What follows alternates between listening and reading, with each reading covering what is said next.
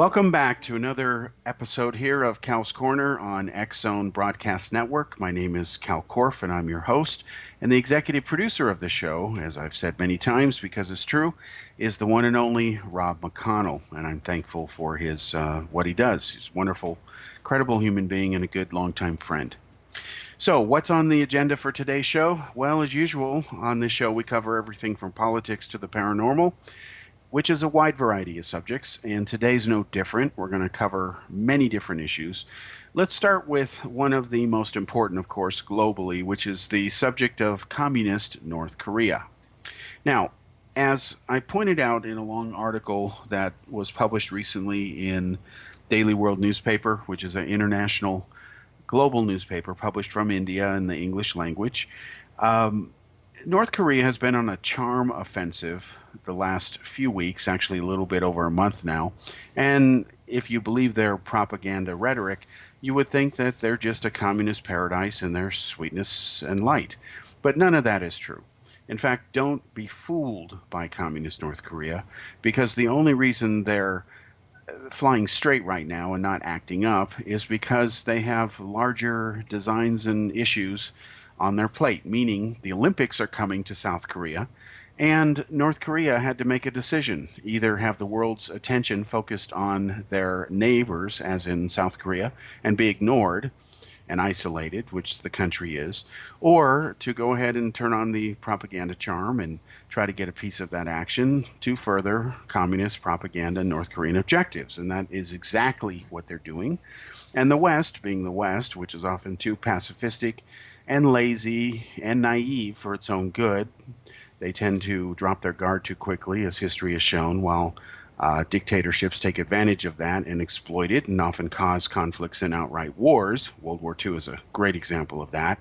Look at the appeasing and the appeasement that was given to Nazi dictator Adolf Hitler in exchange for, quote, peace in our time, unquote, according to the British.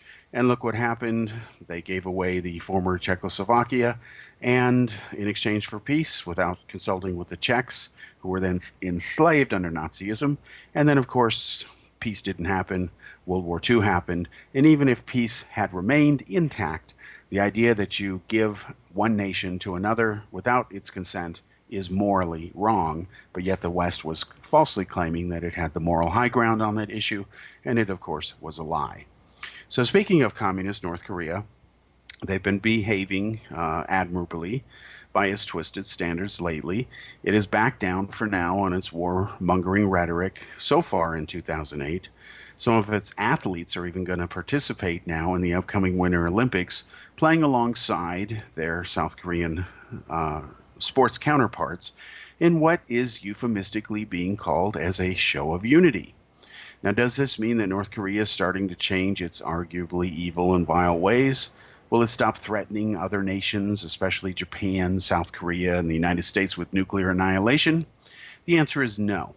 What the communists are up to is simply an opportunistic global public relations game, and what's going on is it is being shrewdly designed to exploit the upcoming Olympics with South Korea as the host, and they're going to stall for time while they perfect their new intercontinental ballistic missile, which is armed with a miniature nuclear warhead, and it will be able to hit and destroy almost any target on Earth, specifically, because it's designed to do that, hit the United States anywhere within American territory, from Hawaii all the way to the tip of Maine, as well as any target in Canada.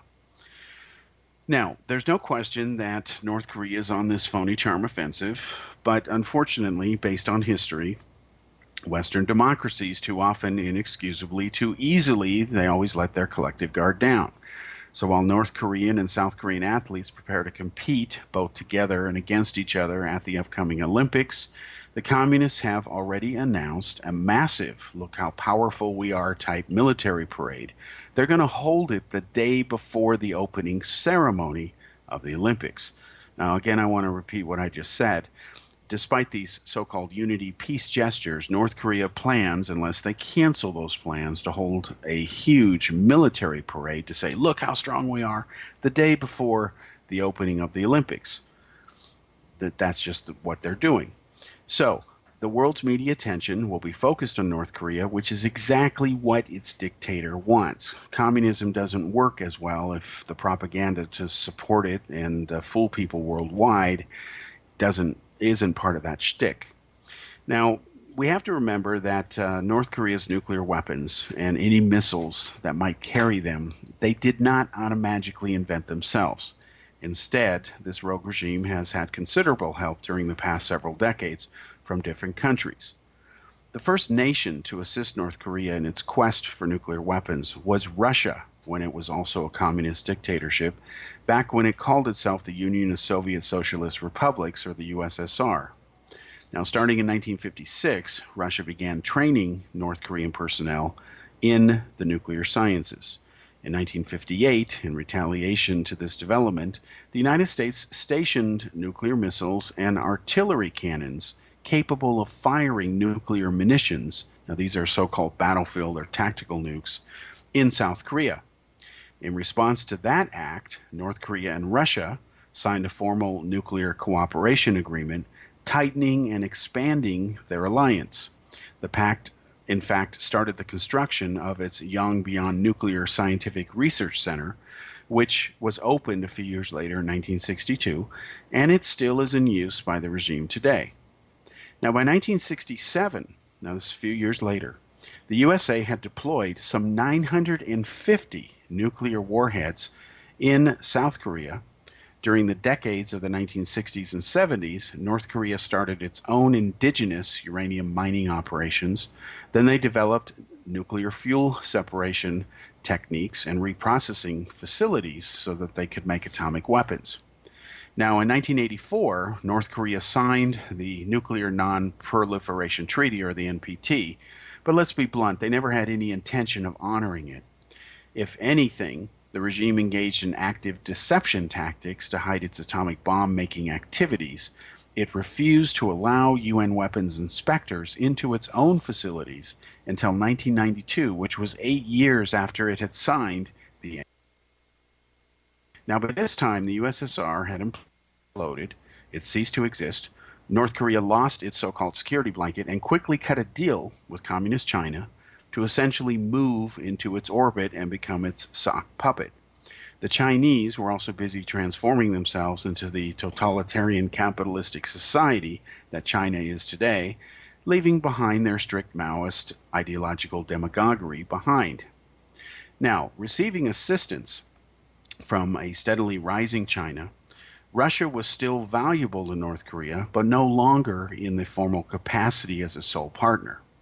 One of the best kept secrets in the aftermath of the collapse of the former Soviet Union was the fate of its countless thousands of nuclear, chemical, and biological and weapons experts and scientists who suddenly found themselves without jobs and financial security. Now, economically, Russia was in ruins after its own communist government self-destructed. Millions of people were not being paid for months at a time. Russia's nuclear industry alone was responsible for creating and employing 1 million people. Now, commendably, Russian and other European officials, they joined in unison with American counterparts to solve this globally dangerous, critical problem. The USA, Europe, and Russia understandably feared that nuclear weapons could end up in the hands of terrorists or criminal elements such as the mafia. They were right to be seriously worried over this issue because in the former USSR, geographically scattered across the various countries that once comprised the Soviet Union, some 39,000 nuclear weapons of various, nightmarish destructive capabilities existed. In the country of Ukraine alone, over 5,000 nukes were deployed. Ukraine at one time had the third largest nuclear arsenal in the world, controlled by a Russian government that had now collapsed.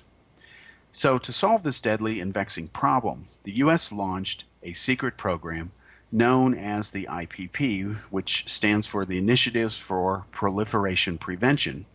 And what America did, spending millions of dollars, the exact figure is unknown, still classified actually, the U.S. paid thousands of scientists from Armenia, Iraq, Kazakhstan, Libya, Russia, Ukraine, Uzbekistan, etc., to work in non-weapons related capacities or to not do any work at all, especially for rogue nations. In other words, some of these scientists, they were just paid money, period, not to work for the bad guys. If they wanted to work for the West, that's great. If they didn't, they just wanted to spend their time on a yacht somewhere, that was fine too. As long as they weren't doing the bad guys' work, the so-called free world or America was happy. Now, Pakistan, for example, tried to recruit many of these former scientists for its secret nuclear weapons program. In all, the IPP removed from the market, believe it or not, at least 17,000 scientists and engineers from the mercenary market, but they didn't get all of them. And this was a dynamic that North Korea was quick to exploit. So with the help of rogue Russian scientists and the now communist Chinese, the pace of its nuclear weapons development and the construction of its vital related facilities rapidly increased. By 1991, the USA removed all of its nuclear weapons from South Korea. The Soviet Union imploded and ceased to exist in 1991. That timing is not coincidental. But yet, despite this occurrence, North Korea continued to expedite its development of rogue nukes, and in 1993, UN weapons inspectors, despite repeated attempts to independently verify North Korea's false claims that they were not building nukes, declared in their formal report before the UN Security Council that they could not certify that what North Korea was saying was true. We'll be back after this commercial break and wrap up the issue of North Korea.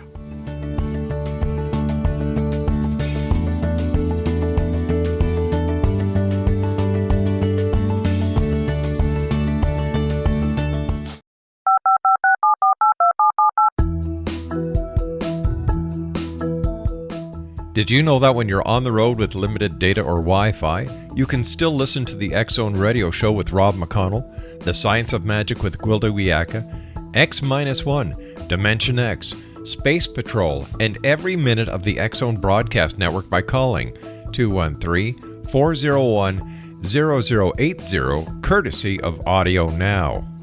No smartphone, app, or internet needed. It saves your data plan and it's free if you have unlimited minutes. Call 213-401-0080 to listen on any phone, anytime, anywhere.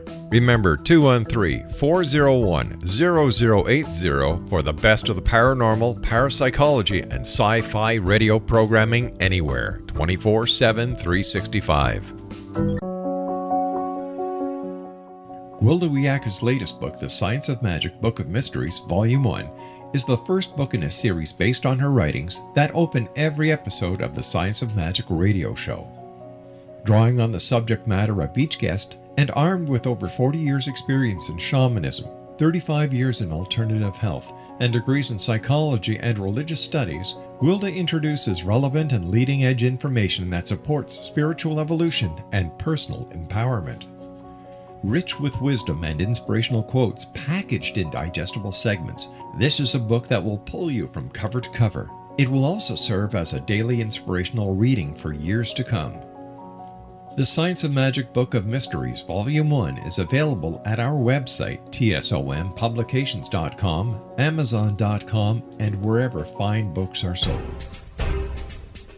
Back in Victorian England, a famous theologian posed a perplexing riddle. Why are the two top personalities in the Bible tagged with the numbers 7 and 11? Academics agree the answer is found in the stunning discovery of a hitherto secret Bible structure explained in a new book called The Genesis Grid. The discovery is so simple that preschool children could illustrate it.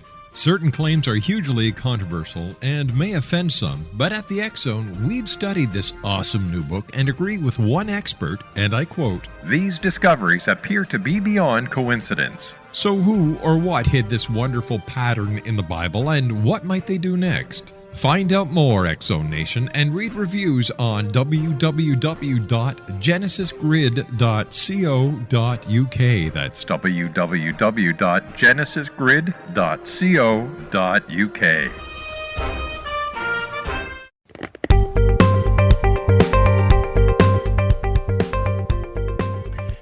Welcome back to segment 2 here on Cal's Corner Radio. My name is Kal Korff, and I am your host, and the executive producer of the show, once again, is Rob McConnell. Now, we were talking about communist North Korea. Again, by 1991, the USA removed all of its nuclear weapons from South Korea. Yet, despite this occurrence, North Korea continued to expedite its development, that is, fast track it where it could, of rogue nukes. Now, remember, when you sign the NPT, the Non-Nuclear Proliferation Treaty, you're not supposed to make nuclear weapons. You're supposed to instead use atomic power just for peaceful purposes. So in 1993, 2 years later, UN weapons inspectors, despite repeated attempts to independently verify North Korea's false claims that it was not building nukes, declared in its formal report before the UN Security Council, which hypocritically included China and Russia as its permanent members, that they could not certify that this was true. Now, China and Russia knew better, of course. They've had personnel helping North Korea on this illegally. So in 1994, North Korea agreed finally to stop its atomic weapons program in exchange for 2 light water reactors and fuel oil. Economic aid was also promised. Japan was one of the key suppliers, as were shipments of food. Now, at this point, let's be blunt, all sides involved in this negotiated agreement were slow to keep their promises. In other words, everybody was guilty. There wasn't a single villain in this case. All of them were bad. And by 1998, North Korea had not received its promised reactors, despite taking the important step to have its uranium fuel rods sealed under UN supervision. So in 1998, North Korea launched what it claimed was a satellite using an ICBM. Like Iran's rogue nuclear weapons program, this event was really a cover story for developing long-range delivery missiles. So in retaliation, Japan withdrew from its economic agreement to help North Korea, and by 2002, this is after months after the attacks of September 11th, 2001 by Al-Qaeda against the United States, American President George W. Bush formally declared during his State of the Union address before the world that North Korea was part of an axis of evil and must be stopped.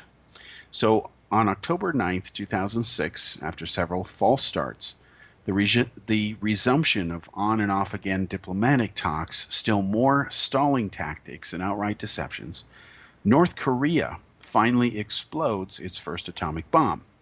So despite the tough sanctions imposed against it during the previous 12 years, none of them prevented North Korea from further refining and improving its conventional nuclear, chemical, and biological weapons of mass destruction.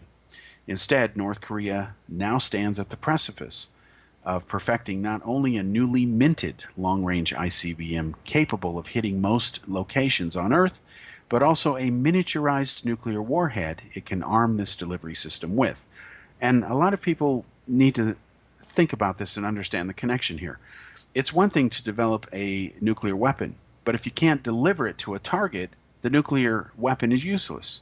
So North Korea has used a space program to develop powerful missiles that can go into space, and if they can keep them up in space long enough, the Earth can rotate as it does nonstop, and it can bring the desired target down within range. The missile falls back to Earth, and boom, the city is gone. Iran has used this same trick as well. They designed years ago a so-called space program where they even claim they sent a monkey up in space, and that was a cover for their rogue nuclear weapons program. Now, Donald Trump has repeatedly said the same thing that past American presidents have also declared, that North Korea must not be allowed to develop a nuclear-capable weapon that can hit the United States. Yet despite Trump's declaration that it won't happen, quote unquote, North Korea sometime later this year, according to CIA analysts and experts on this issue, barring unforeseen events, will indeed reach this deadly and infamous milestone. Now, once this happens, since the year is still young, stopping North Korea will not only be necessary for the safety and security of the free world, literally, but the cost of doing so, especially if war breaks out, will now be far greater than if Trump's predecessors, Obama and Bush, had acted properly and responsibly earlier. In other words, we must remember that under the watchful eyes of George Bush, North Korea detonated a nuclear weapon.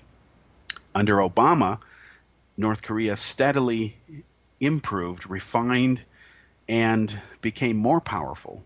Yet, despite all of these sanctions, the sanctions didn't work. Just like the sanctions didn't stop Iran from reaching the nuclear breakout point, Iran can make a nuclear bomb anytime they want to now.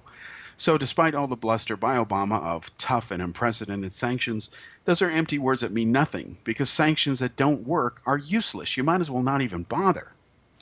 Now, North Korea knows this, and so does its puppet master, China. These countries, their collective hope and strategy is to make the consequences of war, to stop them, so deadly and costly in the form of human lives and material lost that the United States won't dare act. Internationally, the global community's resolve to stop North Korea remains inexcusably and pathetically weak. Ask yourself this question, folks. How many times have you seen European leaders dominate the airwaves saying we must stop North Korea? They don't, because their response has been pathetically weak. Most of the world doesn't seem to care about this issue. It's like, doesn't affect us. Well, it does. Anytime you have a country, regardless of who it is, that develops rogue weapons of mass destruction that can hit any target on the entire planet, that is a threat automatically by that dynamic against everybody. But where's the world outrage over this? Largely, it's not there. The outrage is pathetically weak, even by the United States, because while all the rhetoric is tough, the fact is North Korea continues its progress. So it would be a mistake, on the other hand, to dismiss the United States rhetoric and resolve as if America's not ultimately going to do something. Trump has made it clear, and I believe he's telling the truth, that if the United States must act unilaterally to stop North Korea, it will. And if there's going to be a war after the Olympics are over, and North Korea does debut its, globally reaching ICBM, the issue becomes, do you go to war and stop them now? Or do you let them become yet another so-called nuclear superpower who can terrorize the world anytime they want to? They'll continue to get stronger and they'll never look back, to the point where they could even conquer South Korea and nobody could stop them because of the deadly power of their arsenal. That's a question. It's a crossroads that is rapidly approaching, and the world community, the United States especially, has to make a decision on how to handle that. So what North Korea is doing, to sum all this up, is they're basically killing the clock. Okay? Their grand plan, as well as Communist China's, is to stall for whatever time is necessary to finish developing their new long-range ICBM armed with a miniaturized nuclear warhead. China wants North Korea to reach this deadly, infamous milestone because, just like the country of Pakistan, North Korea can be used as a proxy to further China's belligerent interests and global hegemony. China remains determined, let's not mince words here, to conquer the country of Taiwan. Its 2020 plan, that's the name of it, folks. It's been leaked to the public from its own military. Its dictator, Xi Jinping, last year reaffirmed his commitment to it. The 2020 plan calls for the invasion of Taiwan at a minimum of 16 different locations on that island country, using some 500,000 military personnel. China currently has 1,000 missiles aimed at Taiwan and plans a massive amphibious and submarine assault. Both North Korea and Pakistan stand ready to do China's bidding. North Korea can easily force Japan, South Korea, the USA, Vietnam to deploy valuable military resources just to keep it in check, while Pakistan can draw India's attention away from beefing up its military assets along its shared border with China. Now, China has been steadily arming Pakistan for years. It's also building 5 new nuclear reactors for Pakistan so that it can make more nuclear weapons, and it's paying billions of dollars to build roadways and superhighways that snake all the way from the coast of Pakistan they go all the way to Beijing, China. While China has recently sanctioned North Korea by cutting off purchases of its coal, depriving the communist country of badly needed hard currency and material goods and halting oil supplies to it. The blunt truth about this matter is that these are token gestures. They're not game changers. These sanctions imposed by China are not going to stop North Korea. And then, of course, you have Russia. Not only has Russia supported the sanctions out of the other side of Russia's mouth, so to speak, CIA satellites have recently caught that its oil tankers are selling illegal oil to North Korea. Now, this is, again, ironic and hypocritical and typical in the history of the UN Security Council. The same thing happened in the war against Saddam Hussein in Iraq. You had the UN Security Council continue to impose sanctions against Iraq and Saddam Hussein, yet at the same time, China and Russia and France were taking most of the bribes from Saddam to go ahead and keep the illegal oil flowing. So when the foxes guard the hen house, it's not surprising that the hens are disappearing. So unfortunately, the only way to stop North Korea and China from achieving their deadly goals, unless they stop their hostile antics, is to go to war. Now, while war must always be the last resort, history has proven that sometimes war is necessary. And we must remember the old famous adage that what is necessary is always wise. So that's my take on communist North Korea, what's going on there. After the station break here, we will turn to other subjects, such as the recent Hollywood movie Love and Fest, known as the Grammys, and the hypocrisy that the industry or entertainment industry has regarding this subject, especially of empowering women's rights, protecting women from sexual harassment, and of course abusing and abusement by men. We'll be back after this break.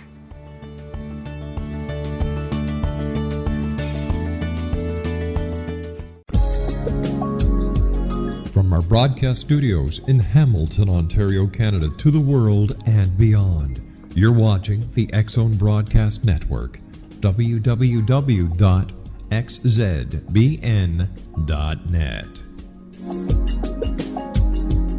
AVS Media Den.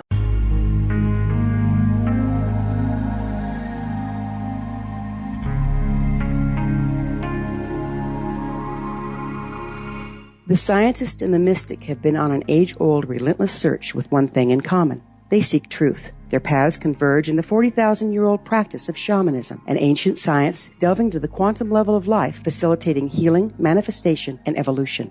I'm Gwilda Wiyaka, the founder and director of Path Home Shamanic Arts School, a unique Colorado State certified occupational school, training shamanic practitioners and teachers. We also provide classes for empowering personal lives through shamanism. Our certification classes are in week-long segments enabling international participation, and online classes and long-distance shamanic healing sessions are available. Come discover the science of magic in the limitless world of shamanism. www.findyourpathhome.com.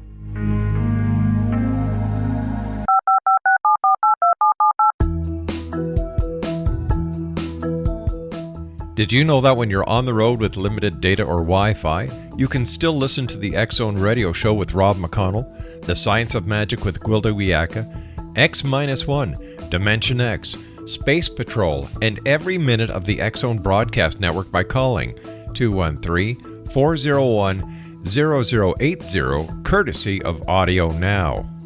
No smartphone, app, or internet needed.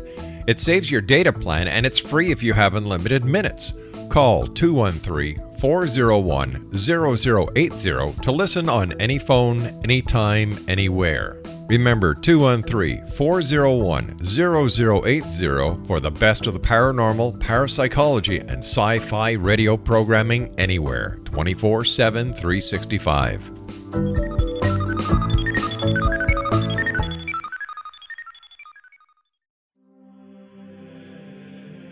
Rob McConnell here, presenting an overview for Nicholas Paul Jennings, author of a fascinating book, Amen. It presents facts revealed by Egyptologists, facts that enable us to understand why Amen is the beginning of creation of God.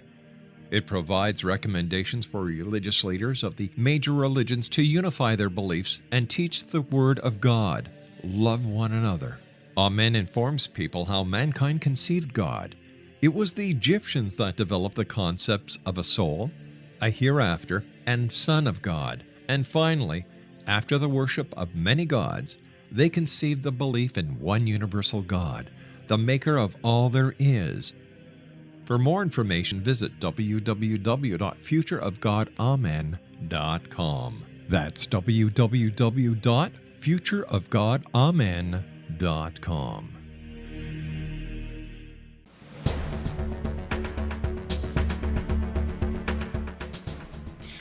Welcome back to the third segment here on Cal's Corner radio show. My name is Kal Korff, and I'm your host, and welcome back to segment 3 here. So enough about North Korea. I think what I've said is pretty clear. You either agree with it or you don't. But regardless of whether you agree with it or not, there's no denying the fact that North Korea, unless it chooses to change its ways, isn't going to. And the only way to stop North Korea and China's ambitions for global hegemony is at this point to go to war. And while I'm against war, and it must always be a last resort, as history has proven, what is necessary is always wise, and sometimes war is necessary. Just look at World War II. I think no sane person would argue that it wasn't wise to go to war against Hitler to stop him. In fact, a lot of historians say it should have happened earlier because the damage and fallout and the number of people killed in the millions would have been far fewer if the so-called civilized West had acted sooner rather than, kowtowing to Hitler. All right, let's switch subjects now to Hollywood and the music industry. And let's talk about this recent broadcast of the Grammys and what happened with that and why this is just a wonderful exercise in hypocrisy. Let's start by this. There's a expression in Hollywood that Hollywood eats its own babies, and that's kind of a morbid thing to say. The idea is gross, of course, but I understand the analogy. I've worked in Hollywood off and on over the years, and I've been to some of these parties where you have these self-important types who are the host of whatever show. You've got the directors and producers who do live in their own world, and I find that whole environment to be toxic and nauseous. And I quit going to some of those parties because I just would rather throw up, to be honest with you. So let's talk about what they did. You may remember that this whole thing about sexual harassment by men to women, sometimes men to men, sometimes women to women, began in earnest when revelations came out against comedian Bill Cosby. And what's interesting is that a large magazine in New York, very prestigious publication, had run an investigation where they identified over 50 women who have accused Bill Cosby of trying to drug them and, acting inappropriate, taking advantage of them sexually. And if you look at the fallout from that story and Bill Cosby, the media didn't really touch it that much compared to what happened when Harvey Weinstein was then identified as a chronic sex offender from the standpoint of harassing women, being even accused of rape. Weinstein is under investigation by the police for charges of rape. According to the police, those charges are pending. They're finishing their investigation. But you look at the outrage that exploded across the industry against Weinstein to the point where he had to leave his own company, and he has become persona non grata. It was many times more than the outrage against Bill Cosby. And there's kind of two ways to look at that. Either people didn't want to touch the Cosby issue because they thought, well, it was a one-off, or maybe that was the worst of all the known Hollywood offenders. Let's be honest, a lot of people know about these incidents before they ever become public, and there's a lot of this that will never, ever become public involving other people. And then, or maybe they didn't go there with the Cosby issue because he's black. Let's remember, and I've experienced this firsthand, people who dared to criticize Barack Obama, his supporters would often play the race card and say, well, you're being racist. I remember very clearly a good friend of mine named Bill Marriott. He was pro-Obama. He voted for Obama. And I spent all night up at Prague Castle with him waiting for Obama to show up and give a speech there, which we saw. And I talked to many Obama supporters because they'd come from all over parts of Germany, from Europe, especially neighboring Germany. And they told me that many of them told me they voted for Obama because they wanted to be the part of history to elect the world's first black president of the United States. And I told them that's racism. Whenever you elect anybody based on the skin color they have, which is determined by genetics and nothing else, that's racism. Now, they actually admitted that when they were honest, but that didn't stop them from voting for Obama regardless. So I told them I didn't vote for Obama for one reason. I didn't vote for McCain either that year because I didn't believe for 1 minute that he could unify the country. History has proven that that is correct. I didn't believe for 1 minute that this hope and change was real. In fact, being a longtime public speaker myself, I saw in Barack Obama all of the classic oratory tricks that a good speaker uses. And compared to other genuine, fantastic speakers, I don't really rate Obama as one of the best. I think Martin Luther King, for example, was a much better speaker, even President John Kennedy, than Obama was. And of course, I got tired of people saying, oh, well, you didn't vote for Obama because maybe you don't like black people. Nonsense. I don't care what color the skin of a person is. I'm smart enough and educated enough to know that the color of one's skin has nothing to do with the person's intelligence and that it is determined by genetics. Science has proven that many years ago. And of course, most of my friends are of color or they're not white because I know people around the world. I've been in 27 countries. I've lived outside the United States for 17 years. So I've been around the globe, unlike most Americans, and certainly people who would be ignorant enough to make that claim. So I have to kind of laugh at them and shake my head because they're ridiculous. So here we have, if we fast forward to the present, months later, after the Weinstein allegations exploded, you've got all kinds of other people being accused of sexual harassment. This includes Steven Seagal. This includes James Franco. There's many people on this list. I have no idea whether these stories are true or not. I've not bothered to investigate them. But what I will tell you is this. The idea that Hollywood, of all entities, and the music industry of all entities, they're kind of like twins joined at the hip, is the moral beacon of light and morality on this issue is insane. Let me give you an example. There was an article that was published about 2 weeks ago pointing out that the dominant genre of music now in the US is rap music. Okay? Pop music is no longer number one. Heavy metal isn't blah, blah, blah. It is rap music. Now, anyone with an IQ of over 5 who listens to the words and reads the words of rap songs, they share many messages in common. Women are called hoes. There's a bunch of foul words used to describe women. There's swearing in there. Some of the worst swear words with bad intentions behind them you can imagine, and I will not lower my standards and repeat them on this show. Women are treated as objects. They're objectified, okay? Men, they rule everything. They've got their guns, their Glocks, their money, their bling jewelry, their gold necklaces, their fancy cars, their beats, their music. All of this is negative stuff. The gangsta mentality is driven home in these songs.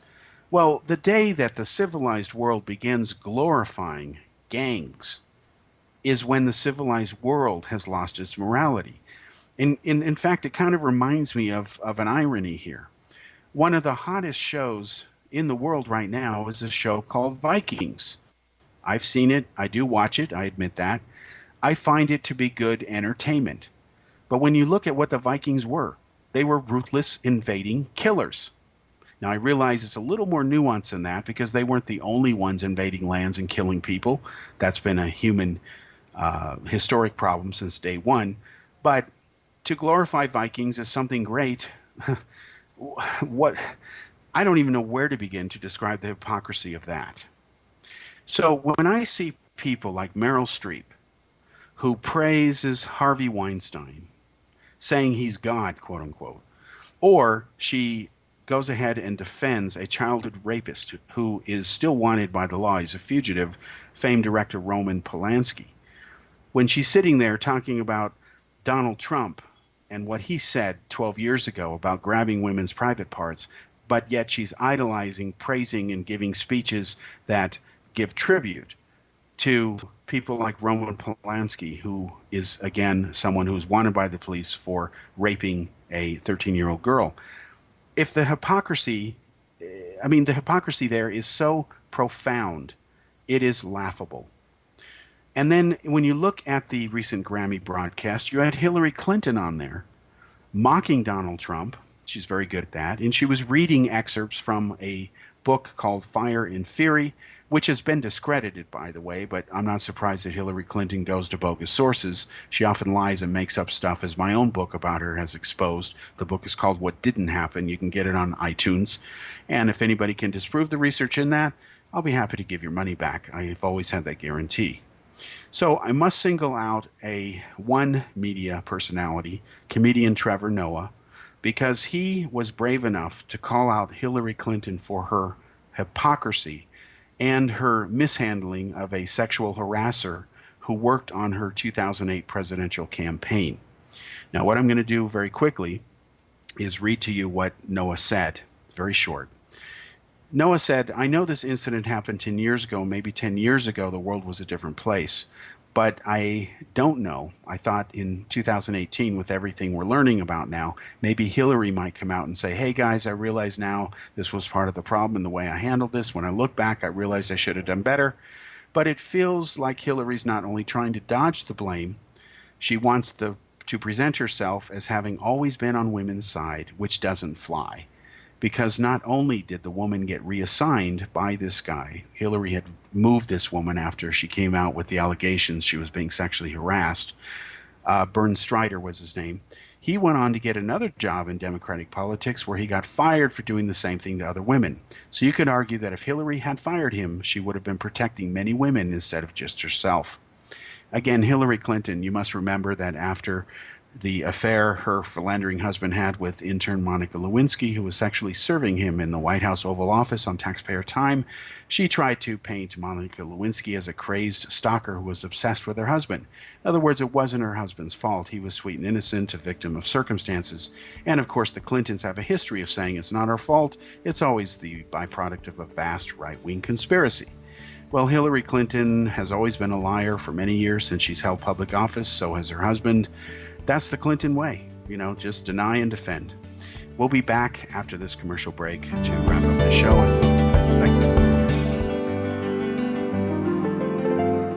Named one of the world's greatest psychics, Elizabeth Joyce is now giving readings worldwide via Skype.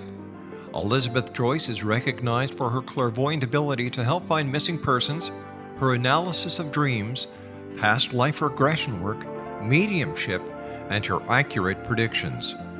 Elizabeth has been a frequent guest on the X Zone radio show with yours truly, Rob McConnell, now for several years. For an appointment with Elizabeth Joyce, call 201-934-8986 or Skype at elizabeth.joyce. And for more information, you can always visit Elizabeth Joyce online at www.new-visions.com.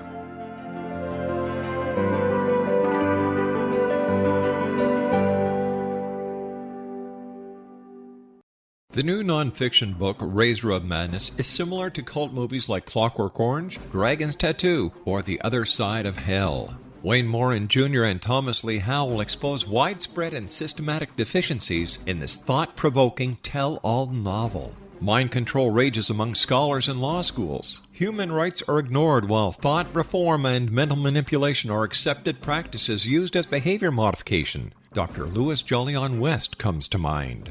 Media and public scrutiny shows that United States mental hospitals are in fact destructive murder industries. Razor of Madness expose novel details this epidemic through an in-depth professional and personal investigation.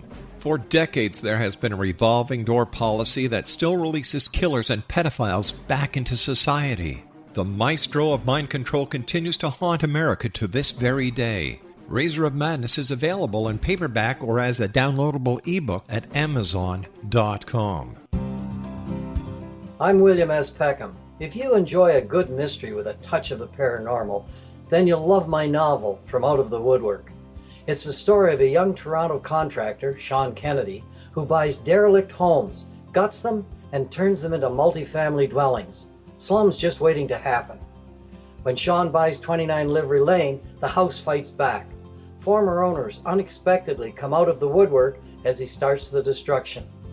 The apparitions come to him when he touches old books, reads hidden letters, rummages through old boxes, finds a locket, or reads a discovered manuscript of a murder mystery. From Out of the Woodwork will take you from 1899 to the horror of the World Trade Center, September 11, 2001. Check out From Out of the Woodwork on my website, www.williamspeckham.com.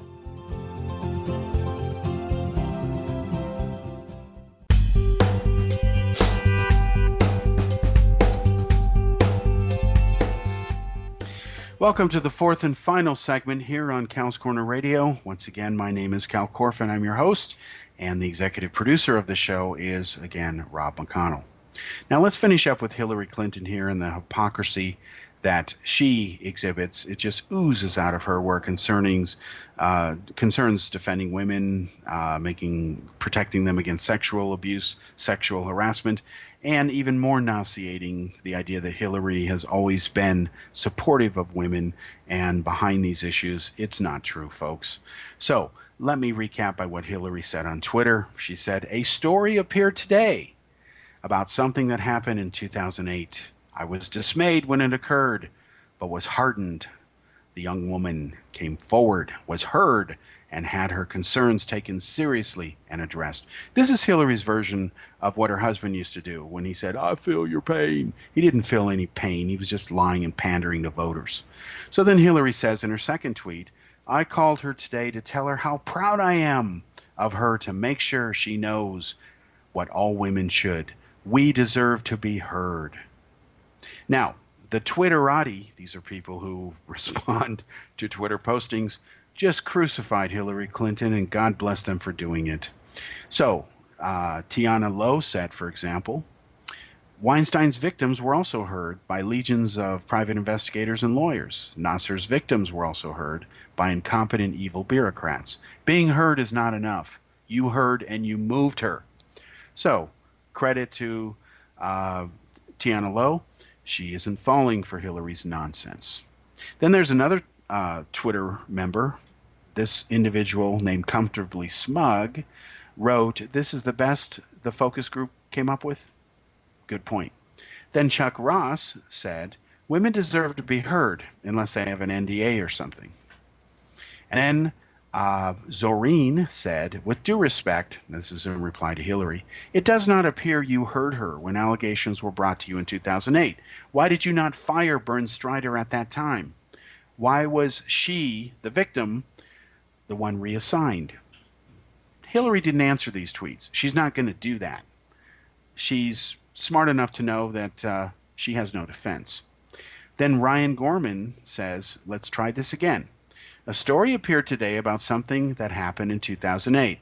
I was dismayed when it occurred and should have taken the advice of my campaign manager and fired the advisor. I apologize to the young woman for not doing the right thing at the time."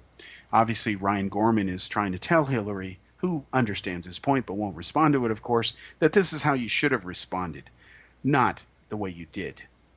David Schuster wrote, "Glad you and Hillary Clinton were dismayed. Your 2008 campaign manager was more dismayed and wanted the guy fired. Why did you protect him and keep him around? By contrast, the victim was moved." Again, Hillary has no defense for this. If she ever speaks about it, she'll probably resort to her "I already apologized" card, which of course is empty since she's not sincere when she apologizes, like when she kept apologizing for her email scandal. She wasn't sorry over that. Emily Miller said, "Then why did you hurt her career by making her change jobs while you put the man who sexually harassed her stay at his job? Do you ever worry he would do it to other women in your campaign?" Emily Miller then said, "P.S. Why do you continue to use a known sexual harasser who targets vulnerable women as your personal spiritual advisor for 5 more years? Did you know he was continuing to sexually harass other women lower than him at work?" And then Stephen Miller says, "Hillary really should have leaned more into her Lucille Bluth act, like her, quote, totally not drunk at right now and totally not covering for the harasser video during the campaign." Last comments against Hillary. "I was dismayed when it occurred and my super PAC fired him for the same behavior in 2016, but I went to his birthday party 3 months ago. Again, Jimmy Princeton is pointing out the hypocrisy of Hillary Clinton. She's so dismayed over what he did and what he was later fired for 8 years later, again, sexually harassing women, but she still goes to his birthday party. Go figure. So, S.E. Cupp says, when you and at Gloria Steinem were slut-shaming and smearing Bill's accusers, was that in service of making sure women deserve to be heard? Come clean. Did you call Monica, Juanita? Until you do, you will be forever part of the problem and not the solution. My hat's off, so to speak, to S.E. Cupp for saying this, and all of these Twitter users who see through Hillary Clinton's nonsense and BS. They are correct to hold her accountable for what she is saying and the hypocrisy that is typical of the Clintons.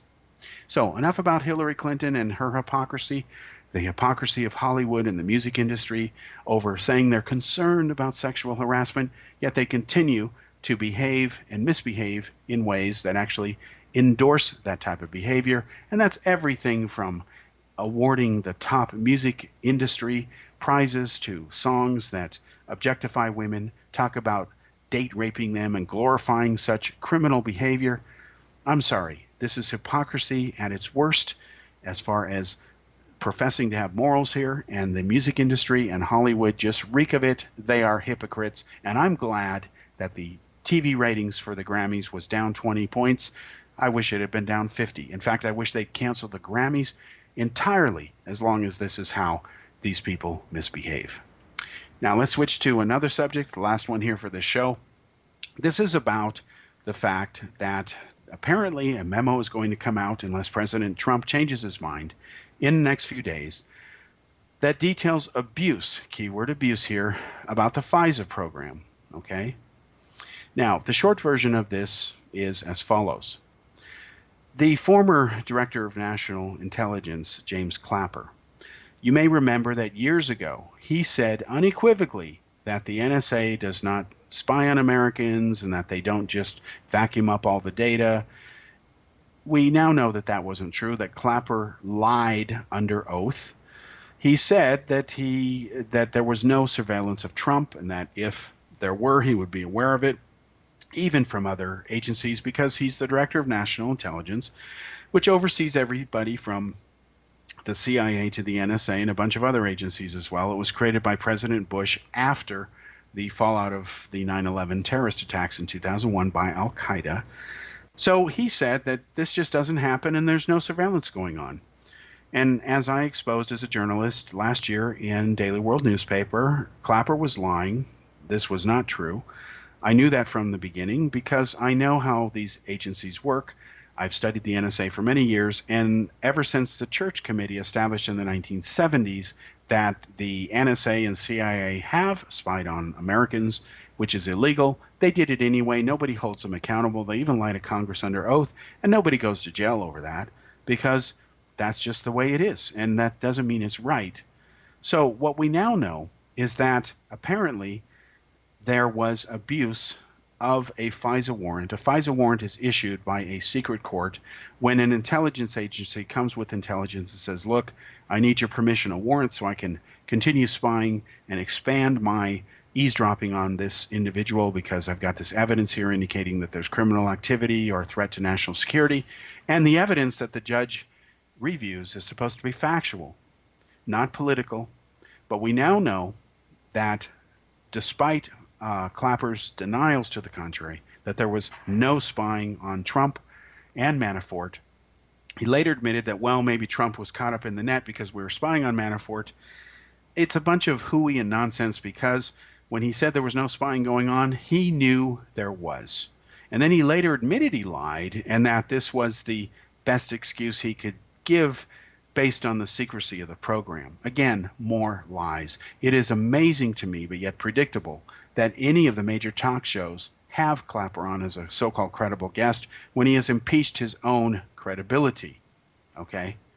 So he tried to say, we all make mistakes, quote unquote. It's not a mistake to go ahead and deliberately mislead a judge. It is not an accident. You don't lie to judges accidentally. You do it intentionally, okay? And after Clapper was exposed for his lying statement, he said it was the least untruthful, quote unquote, possible answer that he could have given the secrecy of the program at the time. In other words, he says, I gave you basically the smallest lie I could, considering the, secrecy of the program. Well, whether it was a small lie or a big lie, it was still a lie, and it was under oath. And I don't blame the Republicans for saying, let's prosecute this guy. Now, I predict it'll never happen because look at their history. They don't go after each other the way they should because a lot of them just are guilty across the board. But the fact is he perjured himself, okay? And this is undeniable.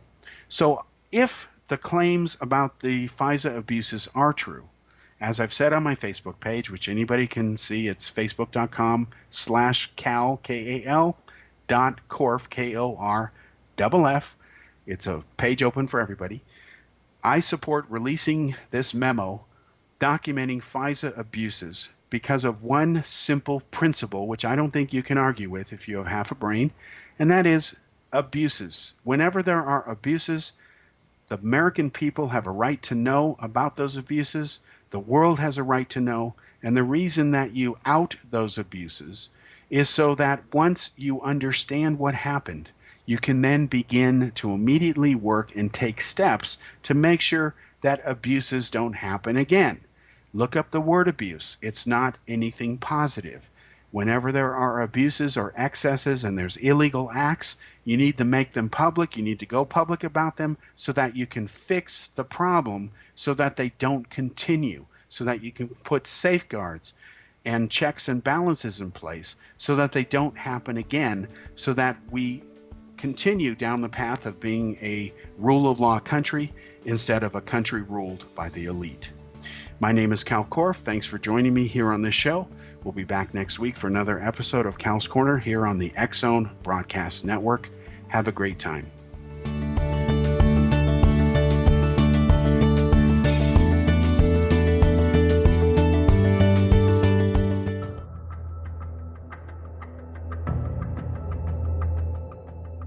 Modern Esoteric, Beyond Our Senses by Brad Olson, consummates the lifeology story about where humanity originates. It is the lost continents, the primitive wisdom, the mythos of creation, and the rethinking of ancient history as we are taught in academia. There is much more to the story than what we have been told. As this is the first book in the Esoteric series, Modern Esoteric starts at the beginning of time and accelerates up to this modern age. Future Esoteric is book 2 in the series and takes a forward-looking position ahead of today with an open and honest examination of the ET issue and various unexplained phenomena. To discover the writings of author Brad Olson, visit www.bradolson.com. That's www.bradolson.com.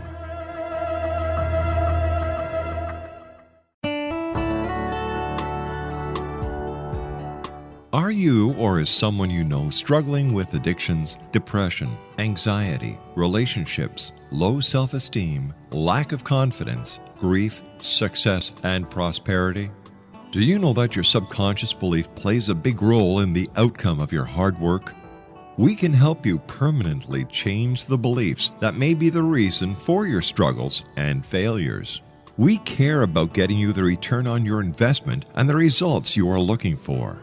We can help you be free of the limitations of your past and in realizing your highest potential.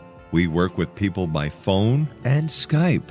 For more information, visit us at www.ritasoman.com. That's www.ritasoman.com.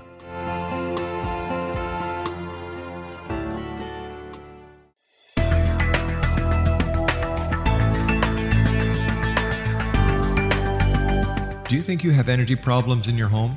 Do you feel better when you're away than when you're home? Joey Korn is a global leader in the world of dowsing who specializes in personal energy clearing and space clearing.